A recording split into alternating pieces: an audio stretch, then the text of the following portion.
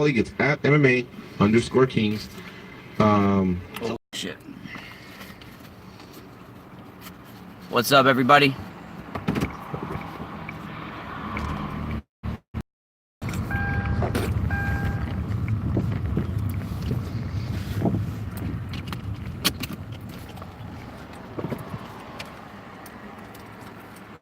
What's up, peoples?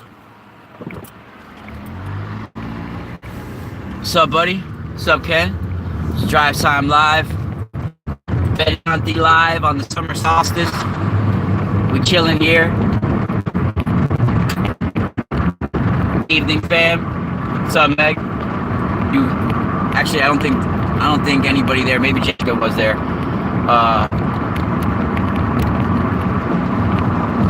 They got to hear my midday during the summer solstice. We did a little prayer, meditation, sort of. Not really that much of a meditation, more just a few seconds to do a little prayer during the summer solstice at noon today. And like I said, I went to the doctor for the first time in many, many years just to see where my blood was at, where this was at, because I don't like giving my blood to anyway. And I went to like a private doctor, almost like it's very close to being anonymous, and my dad's side. And I have a little other things. I mean, I haven't been feeling that healthy because of how much I've been stressed and a lot going on lately, but I do know how to stay healthy. I mean, I was an athlete and stuff my whole life. I know what I got to do. Plus, sometimes I look pale because I am an anemic. I know I have. You know, I'm considered white, but I have like Italian skin. You know, I don't get red when I tan. I get like dark. I have like olive skin, but sometimes I get pale because I have what's called Mediterranean anemia, and that's people that come from Italy or their descendants are from Italy, off the coast of Italy. They sometimes have an iron deficiency. So, you know, I know I've had that my whole life.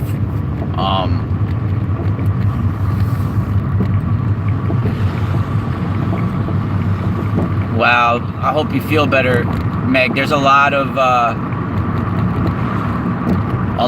energy that's being shifted during the summer solstice, and today, of course, is the summer solstice.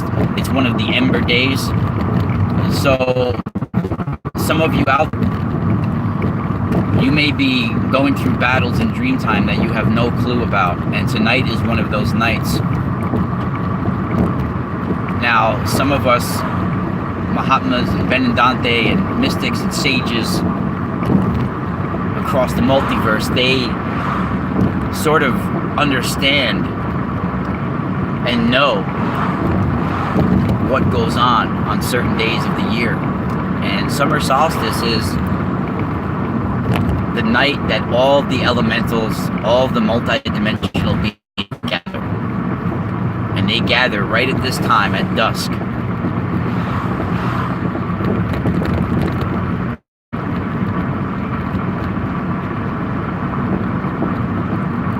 Very important what's in your minds.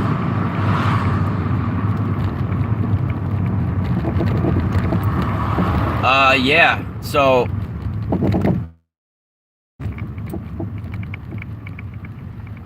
most people, if that's Meg in the chat room, most people that have are anemic, there's different kinds of anemia, of course. I'm not a doctor, but as for me, I know mine is specifically called Mediterranean anemia. They labeled it that because the kind of anemia that I have, the iron deficiency I have, which can be mostly what's up, warrior? It could be mostly handled. Symptom can't. That's the whole reason why Popeye gets strong when he eats his spinach. Popeye's from the Mediterranean. He was a sailor. He was right from that coast of Italy. And for Popeye to get strong, he had to eat his greens, his spinach, his iron. And then once he ate his iron, he got his like superhuman strength back, right? This is how you get your strength from iron. So that's where it comes from, actually.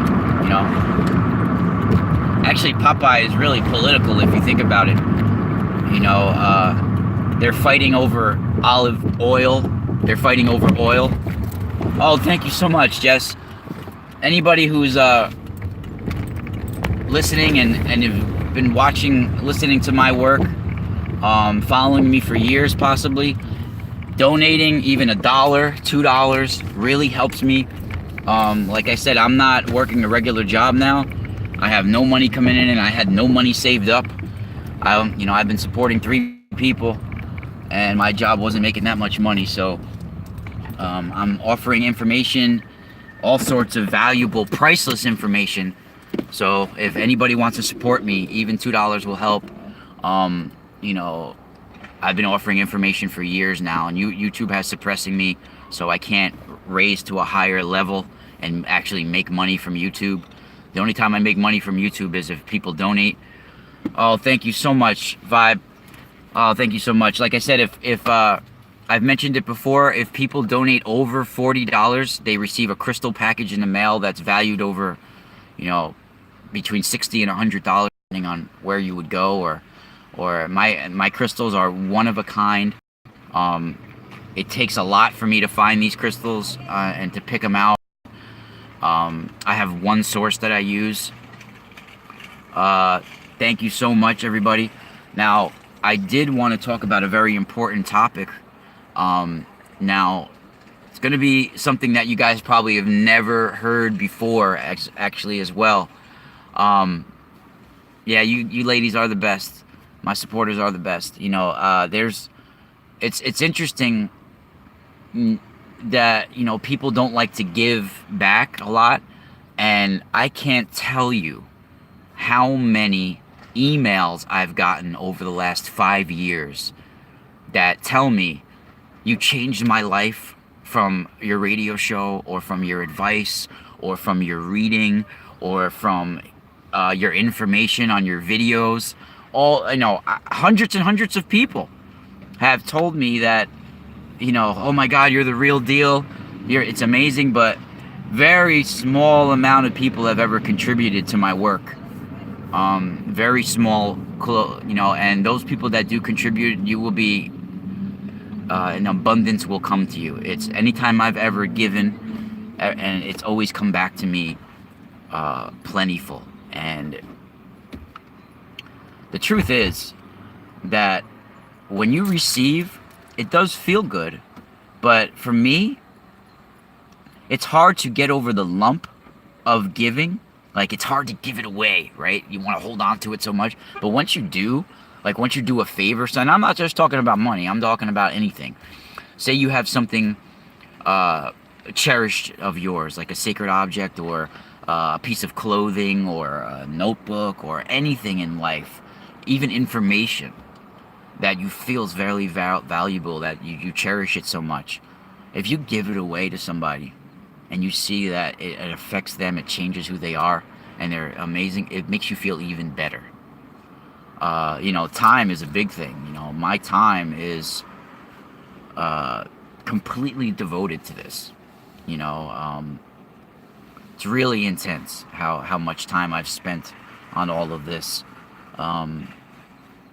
It's well worth it though, because I feel like even if no one supported me, I would still be doing this. It would make it a little bit harder, of course, if nobody was listening. But even if one person was out there that I was changing, it would be worth it. Completely worth it. Because that one person might share it with someone else. And, you know, when you have knowledge, holding on to that knowledge becomes evil pride. And it becomes where you're looking down your nose at people, thinking you have more than them now. You have to share knowledge as long as you understand the knowledge that you have, and you understand it in the right way. Now, I've been talking about, let's get to the meat of what I wanted to discuss right now. And I'm out going to get water and stuff for my family right now. And I definitely got to change my diet because I've been slacking. Now, I don't know of how many out there, you guys, I guess, can respond in the chat room, has heard of Aradia or Aradia. She was known as, I don't want to use the word Messiah, but she was known as almost like a goddess type or a queen type figure. Oh, thank you, Meg.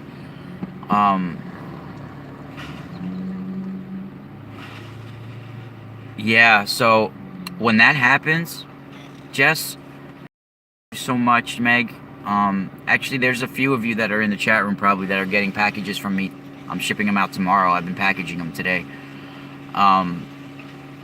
Now, when that happens, like, I give stones away all the time. I give things away all the time to people when I see them, especially when I meet somebody that I've been talking to for the first time. Like, there's especially through this internet age, excuse me, there's so many people that you'll be able to interact with that you never get to see a lot. You know, even Frank Castle, I was talking to him for months and months before we actually met up, you know. And the first time we met, we both, you know, we didn't plan it, but the first time we met, we actually both had like crystals in our hand and gifts in our hand. Like, as soon as we hugged each other, we're like, yo, I brought this for you. You know, we both had gifts. You know, that's what shamans do. That's what gypsies do. That's what witches do. That's what spiritualists do. That's what mystics do. Sages do this. When it's subconscious that you want to give somebody a sacred object, something with your energy to show you, I love you, here's some of my energy, and I respect you, you know, and carry it with you always. You're sharing a piece of yourself with them, you know. And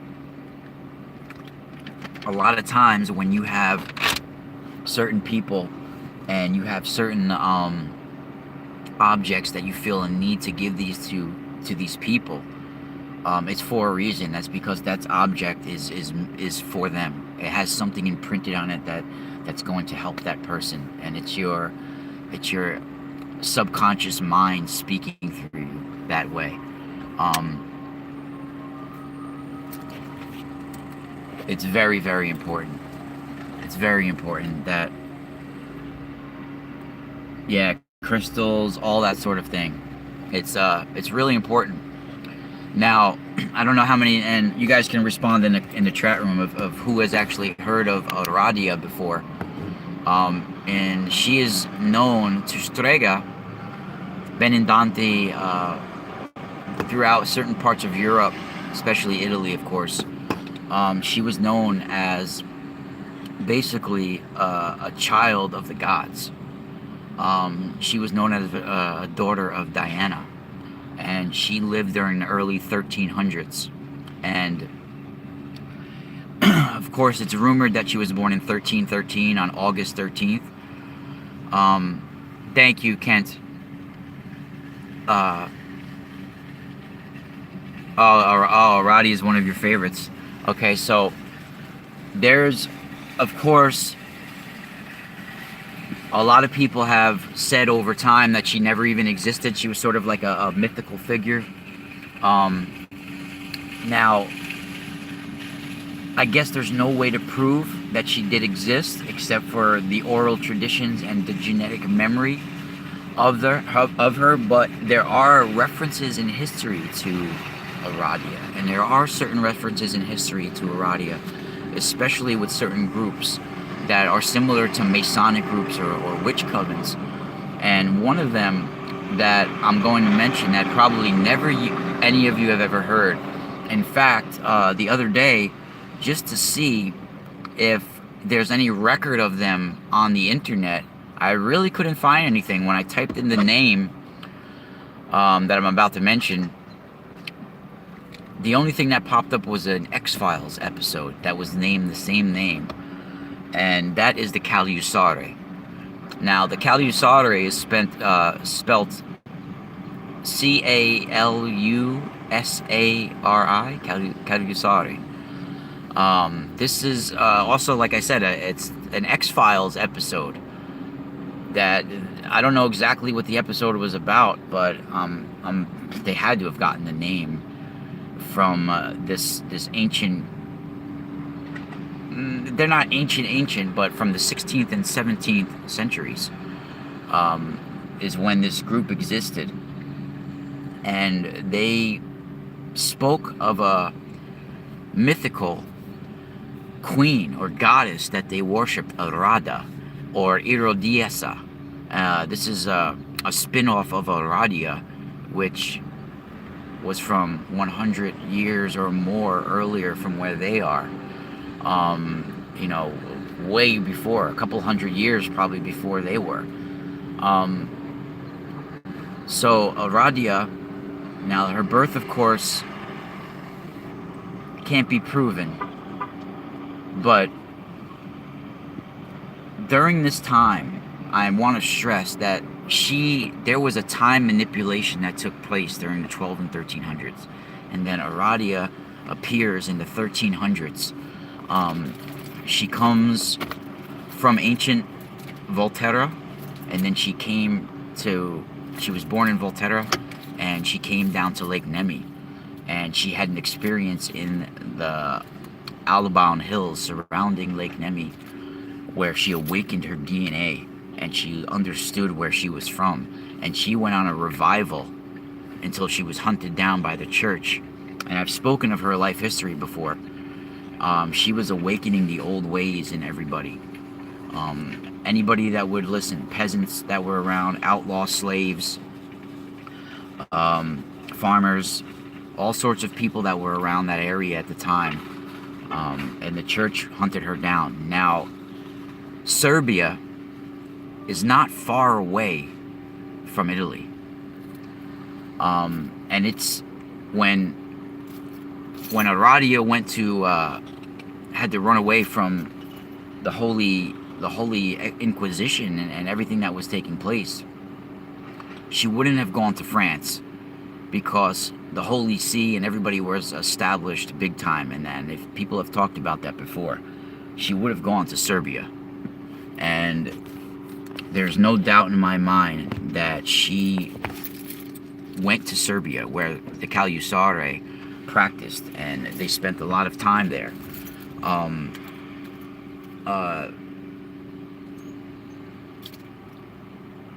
So the Calusari were an interesting group. Very, it's very controversial. It's very hard to get a lot of information on who they were, even. But they used the term, and you can find references in this in Carlo Ginzburg's book. He's one of my favorite authors. He's the only author besides Charles Leyland that has written about Aradia, the Benandanti, things like that. Of course, my mentor, Dr. Leo Louis Martello, has written about Strega and mentioned the Benandanti before as well. But the Calusari, they actually used the term mistress of the fairies for Aradia. Now that is a coincidence that can't be overlooked. She was known as a daughter of Diana, as queen of the fairies, queen of elementals, being able to contact these multi-dimensional beings. And on summer solstice, this is very important that we remember this and speak of this, because this is the night where the fairies gather. This is the night where all of the elementals, all of the elves, the elven races, and there are many species of elven races. Some people call them aliens, of course. Some people call them interdimensional beings. Some people say they don't even exist. But they all gather on tonight, the longest night of the year. And there are so many similarities between Aradia being queen of the fairies and Diana being queen of the fairies, and the Calusari calling this queen to them as a queen of the fae, as an empress. And they would call her Irodiesa or Aradia or Arada, and that is very similar to Aradia. And the papacy and the papacy, whatever you want to call them, the Holy See, they were established in a lot of countries like France and the surrounding countries. So for her to leave central Italy, she would have went towards Serbia. So it's no doubt in my mind that she went to Serbia and she influenced these people. And then a couple hundred years or 100 years later, they have this Calusari, who was, derived from this experience in that area of having Aradia there. Now, this is very interesting information. Those of Italian descent who are listening, I would strongly suggest you try to tap into the ancestral memory of Aradia and see what comes to you. And tonight, I don't know if anybody has... now, I want to talk about Charles Leyland as well.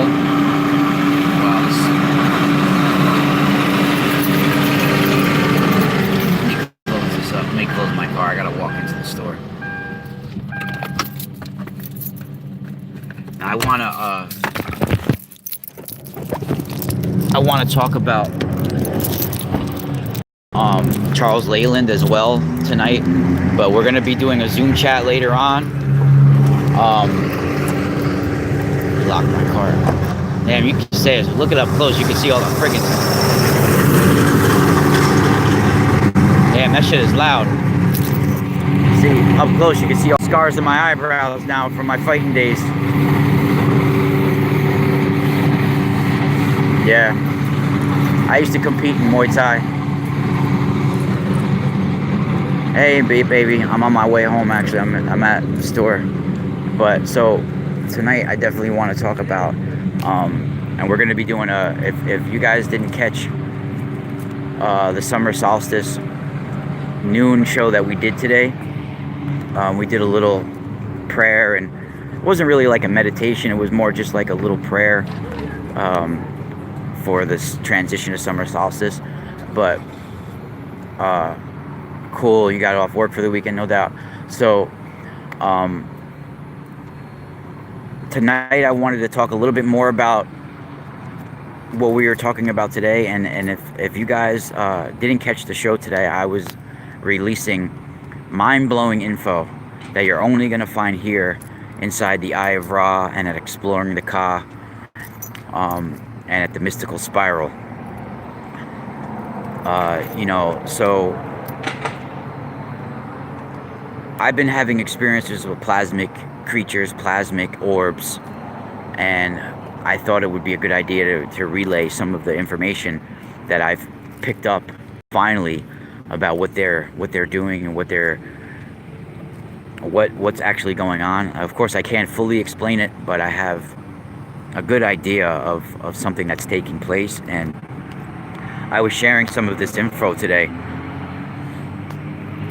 And we also were talking about some of the rituals that will be taking place in the occult on tonight and today. Now, let me remind you that from my life, from my history, from my research, from my genetic memory, I have an interesting way to understand and break down the occult. What do I mean by the occult? I mean secret history of sacred information. It doesn't mean Satanism. It's been demonized, the word, just like the word witch. When people hear witch or occult, they automatically think demonic, right? Now, this is not demonic. Of course, some of it could be evil. Some of it could be bad, but occult information doesn't mean it's evil. It just means that it's hidden, it's secret, and I don't want to come across like a know-it-all, but I do have some knowledge of these topics, and I don't want to say that I understand everything, because actually the more I learn, the more I know, the more I realize I don't really know shit. I only know a little drop in the bucket of knowledge. So the more you learn, the more you should be realizing how much you don't know. So if you're learning and you keep getting like this know-it-all attitude because of how much knowledge you're consuming, then man, you're on the wrong fucking path. You're in the first round and you already got a concussion, and you gotta fight 4 more rounds, and you're in some shit. So that's the analogy I put with that, or you're you're in some bad spot. So yeah, so Lori, I see Lori in the chat room. So I got your comments earlier today, and you said I had looked sick in it, but in reality, I'm not sick. I do have anemia, Mediterranean anemia. I have an iron deficiency, so sometimes if my olive skin looks a little bit pale, it's because I have iron deficiency, and I gotta have a little bit better of a diet. And I've been stressed lately, and I've been going through a lot. So I appreciate the comments, but only positivity on this site.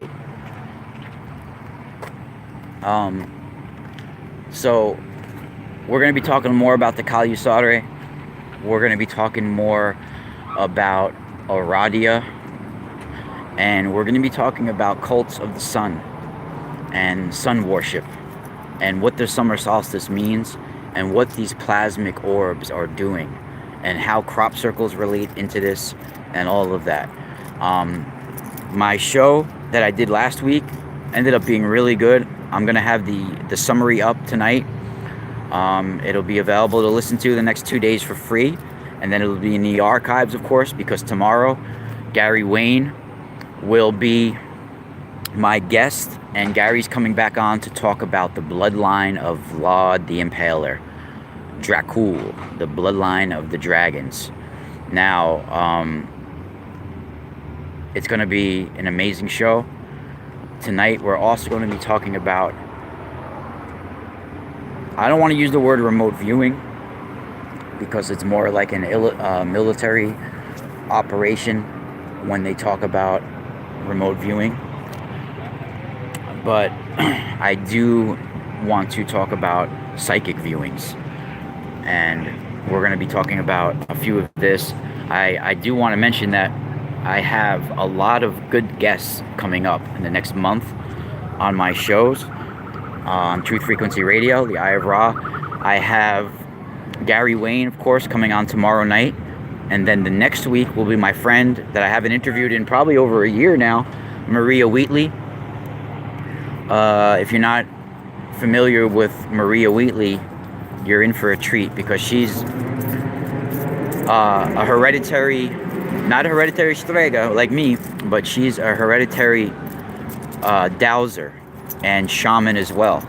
And her father was an expert dowser, and I had some of his writings and work that I followed, and she is an expert on Avery, Stonehenge, and everything from England and British and those areas.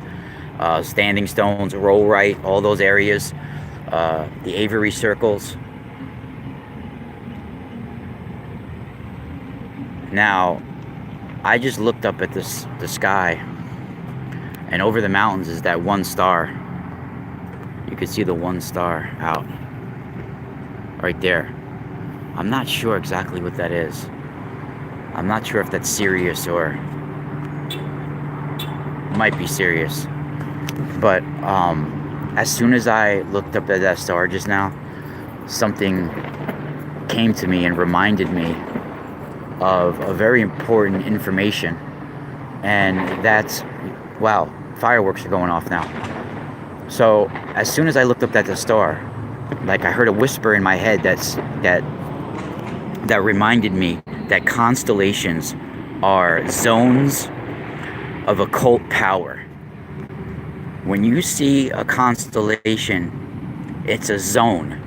It's a zone of power that can be tapped into through star symbols and star signs. When you see sigils, certain star symbols, that you're tapping into a cult zone, a zone of an occult power. And this just like gave me chills thinking about this. And I've always known this information, but just now it clicked on exactly what it means. Each specific star and constellation are talked about and named as they're one of the gods, like the Watchers, the eyes of the night, looking down from their watchtowers, looking down on us humans. Now, if each one of them has a unique personality and a unique zone of energy, if we can connect back to our star origins, we can become that power. We can become powerful. And I think dogmatic religions have... What is that? I don't know if that's a plane that I see right there. Let me see. Let me show you guys.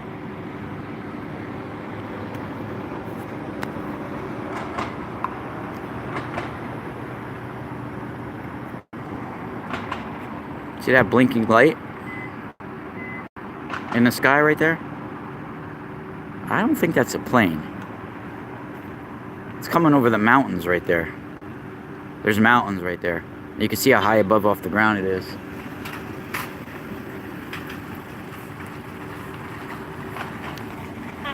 It just basically stopped. And it's like stopped now. What the hell is that?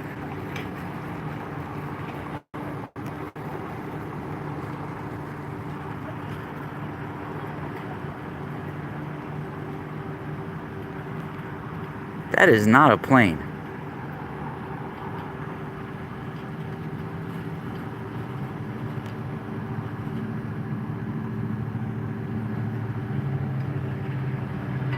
It's like hovering there. It is getting closer though, yeah.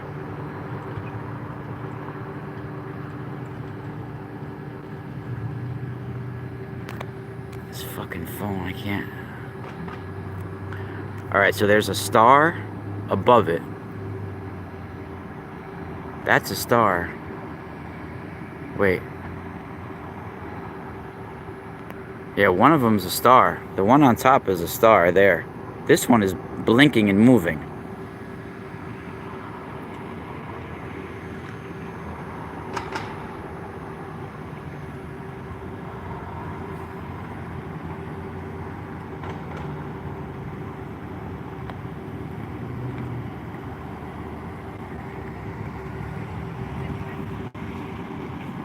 You know what? I'm not gonna sit here like an idiot and tripping on it. If it is a craft of some sort, it does look like some sort of white orb, but it's over the mountains. But what was I gonna say? So we're gonna go deeper into what I was talking about earlier today about these plasmic orbs as well, and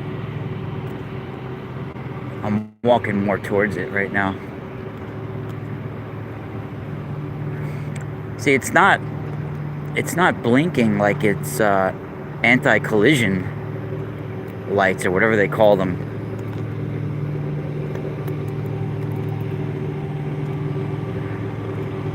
Palladians. You know what? I'm not gonna be chasing fucking lights in the sky, but it could be a plane. It could be just so high up or far away that you can't really see the collision lights and the way they're blinking. But the thing is, I never saw any of the... Usually it blinks from white to red. White to red, white to red, white to red. Like, those are the collision lights. I didn't see the red. But anyway, tonight's Zoom chat, of course, are only for my patrons. And if you guys are seeing some of my videos on YouTube, understand that you're only getting a small percentage of my videos. Most of my videos are only available for patrons. Some of them go live, and then the replay is unlisted, and you only can find the replays if you're a patron, and it's posted on my Patreon. So I urge you guys to subscribe if you haven't been a subscriber or a patron of mine on Patreon. Like I said, it's only $2 a month for the lowest platform, and you get so much access for even $2 a month.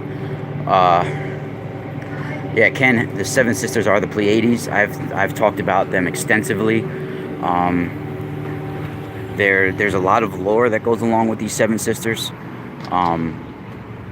and we can get into that later on tonight. If you want to join, if you want to donate right here, you can, of course. If you want to donate to PayPal, guys, understand I do readings. I have tensor tools that are custom made.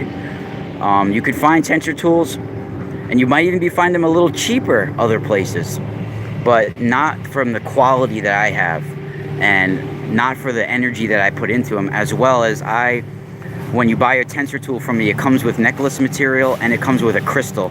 And the crystal is not just some little tiny crystal. I give an amazing package for between $60 and $70. You get a package that is a lifetime deal. And this, crystals and tensor tools, they last forever. The copper might get a little worn out after years and stuff, but I mean, you definitely get your money's worth. And the crystal lasts a lifetime, and I have only a limited amount of kyanite left.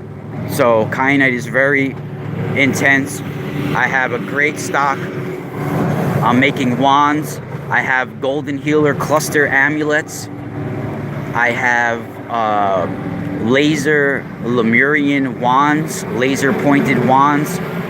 I think, Meg, you have one of the Lemurian wands. Those are really intense. I got phantom generator quartz towers. I got smoky quartz towers. I got rose quartz. There's so much. I got amethyst. So I'm becoming a one-stop shop for the metaphysical and for healing, and I'm using some of these techniques on myself now. That I have to use extra protection because I do readings on people. I have psychic energies that are trying to suppress my information, and 4 nights a year I do spiritual battles, and there's no choice. I know it sounds crazy to some people that don't understand, but I can't talk much about it. But I am part of a timeless clan, and there's 20-year intervals of where you enter these family lines, and you have to do work. And my calling was in my early 20s, and literally you get up, your spirit gets up like you're marching to the beat of a tribal drum, and you have no choice but to follow the call. If you don't follow the call, you die. You become crazy. You become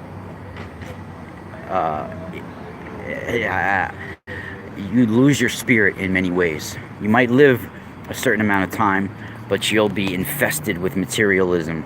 You'll be infested. You'll be with no spirit whatsoever, and you'll die with nothing but money, probably, even if you have that left. But you'll have no one around you who loves you, no source of spirit, no trust, no anything.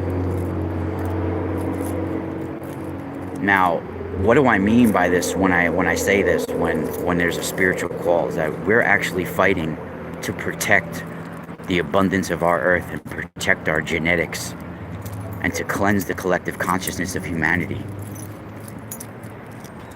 When ancestors of mine were brought to trial during the Holy Inquisition, they called themselves warriors of God. They didn't call themselves witches or anything like that. They said they were literally hounds of God, that they would transfer the astral to wolf men and different types of warriors just to battle evil forces. They were literally hounds of God. So we're going to be talking about this tonight, my Benandanti lineage and what the Ember Days are. Later on tonight, the only way to find it is if you become a subscriber at patreon.com/themysticalspiral. Don't miss out. Spiral out.